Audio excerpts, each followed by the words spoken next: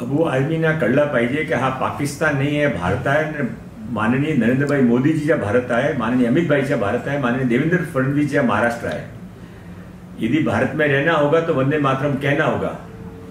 अबू आदमीच्या विरोधामध्ये देशद्रोहाचा गुन्हा दाखल केला पाहिजे आणि मला त्यांचे जे मतदारसंघचे लोक आहे त्यांना आव्हान आहे की त्यांच्या घरी जावा आणि त्यांना सांगा की आमच्या बरोबर तुम्ही पण वंदे मातरम 7 नोव्हेंबरला करा। वंदे मातरम आजादीचा गीत होता, वंदे मातरम एक मंत्र होता। आज पण हा मंत्राचे लोक उच्चारण करता, आनंद घेता।